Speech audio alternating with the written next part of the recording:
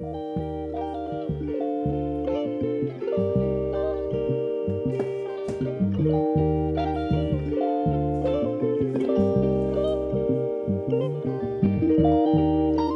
vítajte pri novom videu.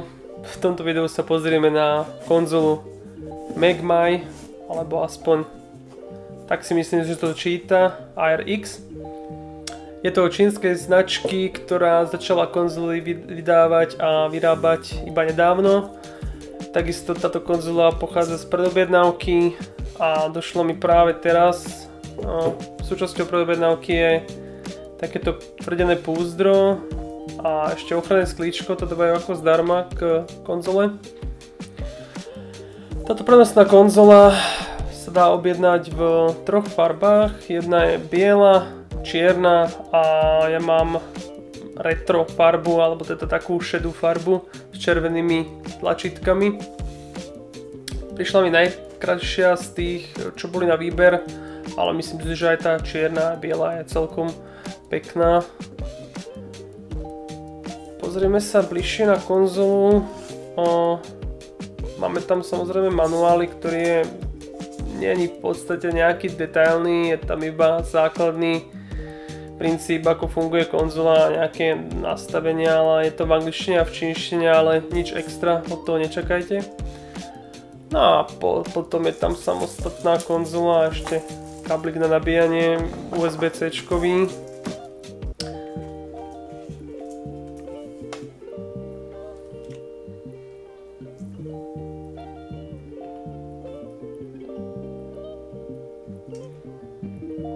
Takto vyzerá samostatná konzola, pôsobí veľmi pekným, robustným dojmom. Zo spodnej strany nájdeme reproduktory, slot na SD kartu, je tam slot na jack a takisto nabíjací konektor.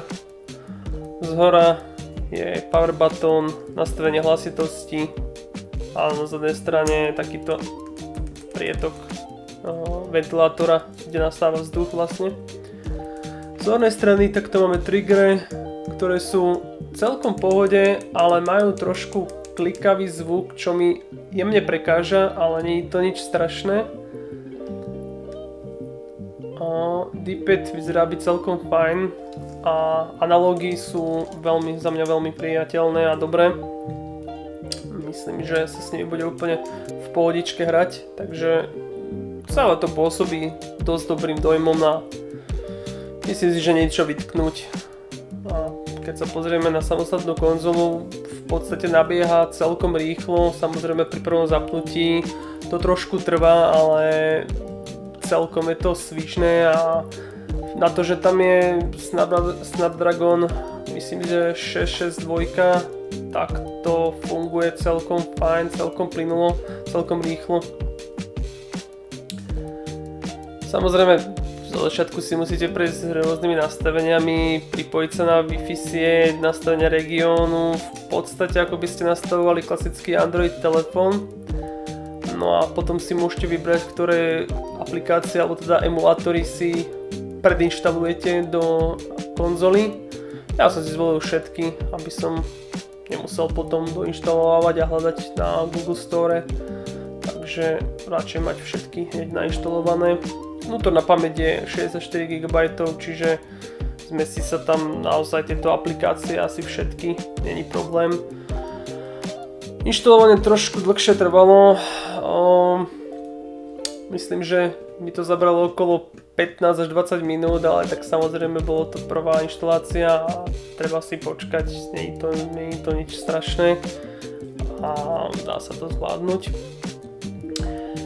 Čo sa týka tých parametrov, tak samozrejme budú v popisu videa, ale môžete si to na stránke výrobcu samozrejme zistiť. Je tam, ako som už spomínal, teda ten Snapdragon, myslím, že 662.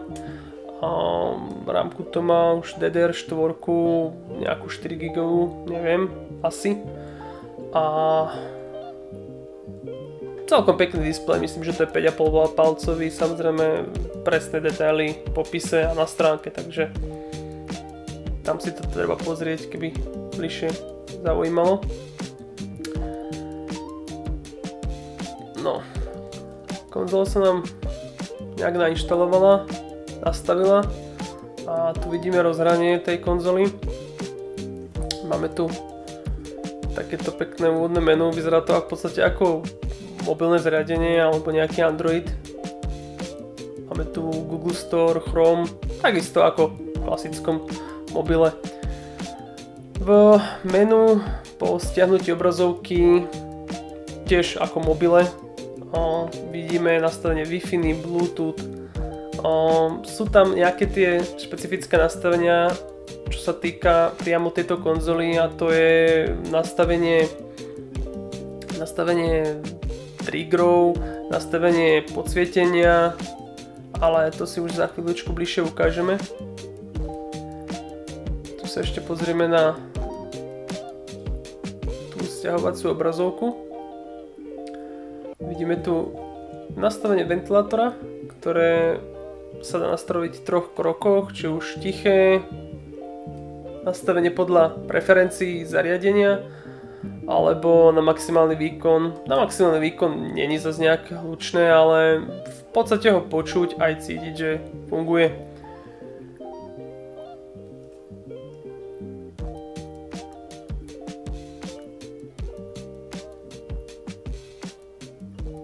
Myslím, že to je trošku na tom videu počuť aj. Toto máme v podstate taký herný sidebar, kde vidíme zaťaženie procesora, zaťaženie rámky, hej, nastavenie jasu. Tiež si tu môžeme spraviť screenshot alebo nahrávať obrazovku, čo je zaujímavé. Vieme tu zapnúť nejaký game mode alebo performance mode, ktorý úplne neviem, či funguje nejak, by to menilo nejaké nastavenie, ale proste to tam je. Tu sa už pozeráme na nastavenie podsvietenia, kde si vlastne môžeme špecificky nastaviť obidve páčky, či už je to farba ľavej, pravej, vieme si nastaviť mody, v podstate prelínania farieb, nejaká tá dúha a takéto veci.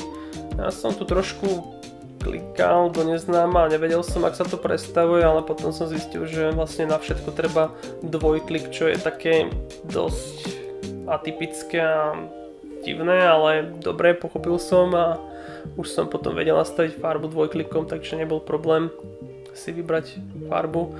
Je to celkom pekný doplnok, myslím, že to celkom dáva na estetike tej konzoly plusový bod a je to pekné. Nechal som si takúto tyrkysovú farbu. Nenechal, dal som si oranžovú. Tuto môžeme vidieť tiež mod, či už je to ten RGBčkový, alebo teda vlastne premenajúce sa farby, alebo nejaký dúhový, takisto vypnutie a nastavenie intenzity a ďalších detailných nastavení.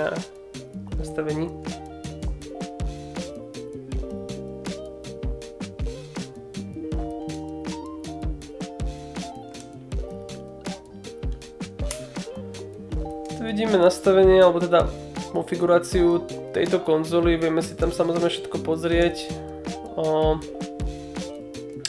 Ďalšie nastavenia sa týkajú nainštalovaných aplikácií. Je tu v podstate všetko, čo na funkciu tej konzoly potrebujeme. Konzola sa predáva aj s SD kartami, ja som však zvolil variáciu bez SD karty. Teda som si musel svoju SD kartu dokúpiť, odporúčam tak aj druhým, pretože SD karty, ktoré ponúka výrobca, sú určite nejaké čínske šmejdy, ak to mám takto povedať, ktoré si myslím, že nevydržia dlho a takisto aj rýchlosť karty nie je najlepšia. Ja som si preto kúpil kvalitnejšiu kartu, ktorá určite vydrží dlhšie a rýchlosť je samozrejme určite tiež lepšia. Potom si samozrejme treba nahrať tam hry, ktoré samozrejme treba na to nejaký postup, treba vedieť kde, ako čo, ale návodov je spústa na celom internete a vie vám s tým pomôcť umelá inteligencia, hocičo, takže nie je problém si to nahrať. Ak by bol záujem, tak môžem samozrejme o tom robiť video, ale myslím si, že na internete je toho spústa, čo sa dá tam nahrať a ako sa nahrávajú hry. Ja som skúšal samozrejme len zo pár hier, ako je tam, hej, nejaké PSPčkové a väčšinou na tie staršie konzoly, ako teraz môžete vidieť. Hodil som tam aj nejakú PS2 hru, ale bližšie to budem už testovať samozrejme v najbližších dňoch a teraz som sa snažil iba čo najrýchlejšie tú konzolu vlastne pozrieť, že čo tam, ako to funguje. Hry sa v podstate takto pekne zobrazujú v rade, není problém s načítavaním, avšak z nejakého dôvodu mi neukazovalo obrázok k hre. Myslím, že to je ešte otázka nejakých nastavení a samozrejme lepšie nastaviť tú konzolu budem vedieť až po nejakom čase, kedy sa s tou konzolou vžijem. Takže teraz to bolo len tak narýchlo, ale všetky hry tam v podstate z SD karty mi načítalo, čiže tam nebol problém s tým. Mám tu nejaký zoznam PSPčkových hier. Myslím, že som tam dal aj nejaké silnejšie tituly, nejaké slabšie tituly, takže určite si teraz nejakú z nich vyskúšam.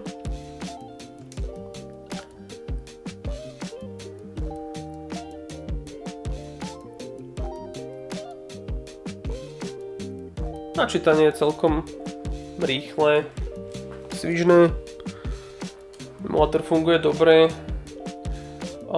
Zobrazujú sa aj ovládanie na obrazovke, keďže je obrazovka dotyková a viete vlastne hrať hru aj pomocou obrazovky, avšak keď sa obrazovky dotýkate, tak v podstate to rozhranie zmizne a už viete hrať klasicky na ovládači.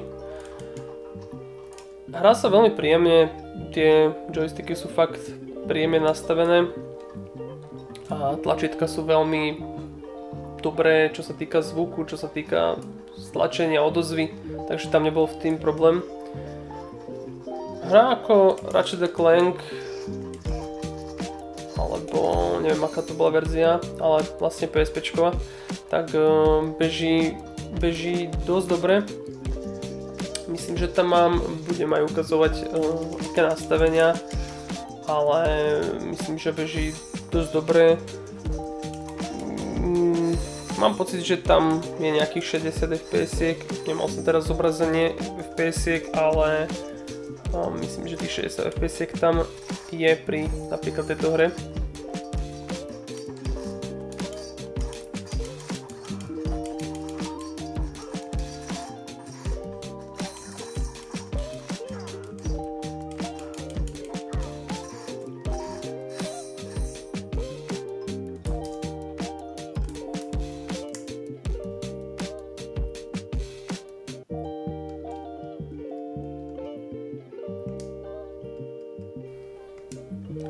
No, ako som už povedal, rozlíšenie je dvojnásobné, čo znamená vlastne, že dvakrát upscalované natívne rozlíšenie.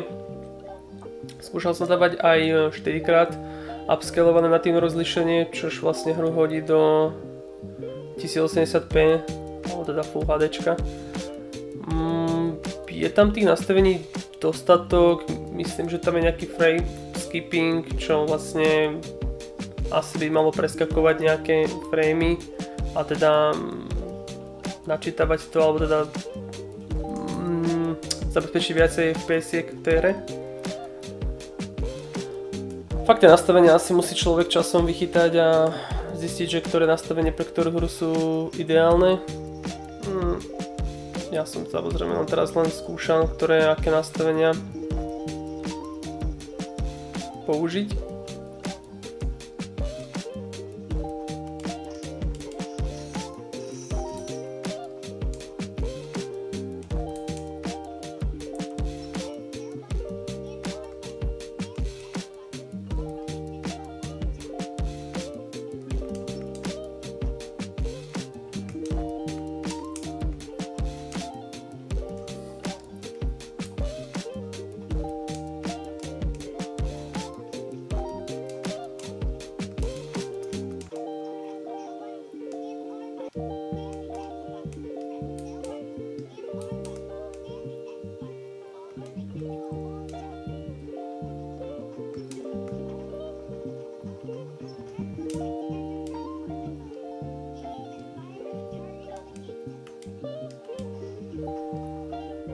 Tu už inak môžete vidieť aj počet FPS-iek a zaťaženie procesora, grafiky. Neviem, či vo videu bude počuť aj ventilátor, ale beží na maximálne tačky a nejako mi to pri hraní neprekážalo. V podstate hlasitosť hry prehrušila ten ventilátor. Tu som mal nastavenie na Full HD, avšak trošku tá hra kusala, tak som skúsil nastavenie iba vlastne dvojnásobný upscaling a pri dvojnásobnom to fungovalo úplne bez problémov.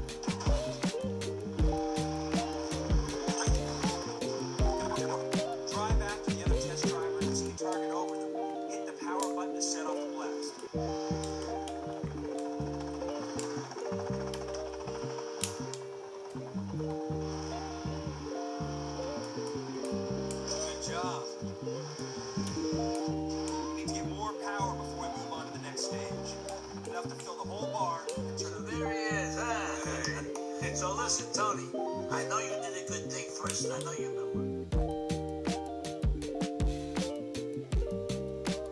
Got you a nice little place to stay, Tony.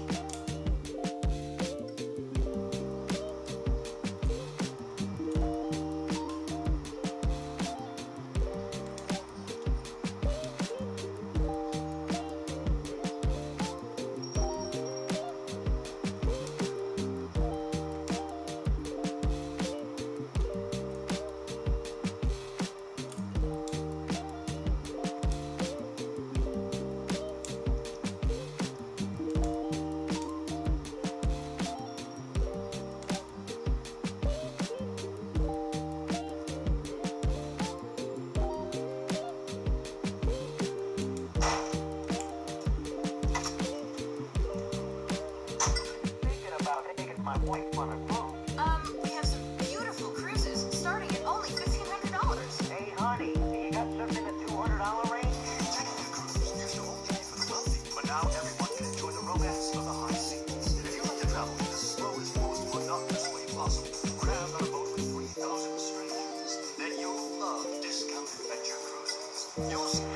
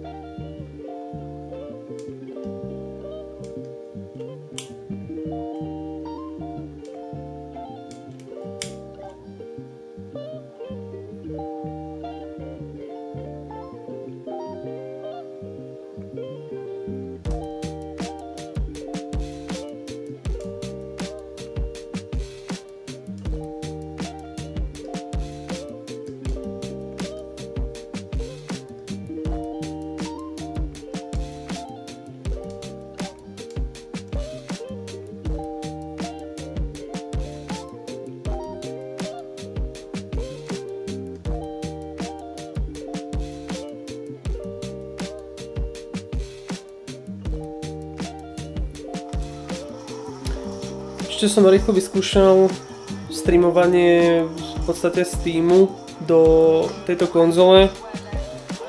Aplikácia zapla bez problémov a na prvú streamovanie bolo veľmi plynulé.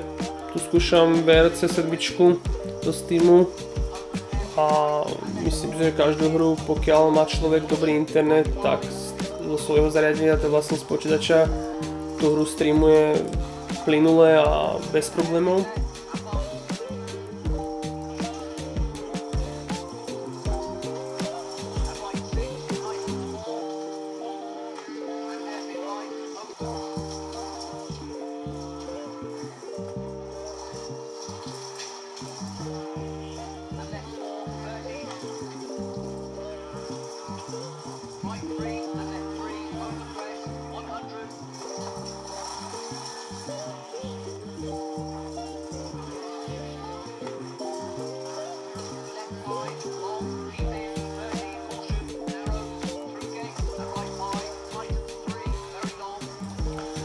Tak a to by bolo všetko do mňa k tejto konzoli. Určite som nespomenul všetko, ale bol to len krátky prehľad konzoly.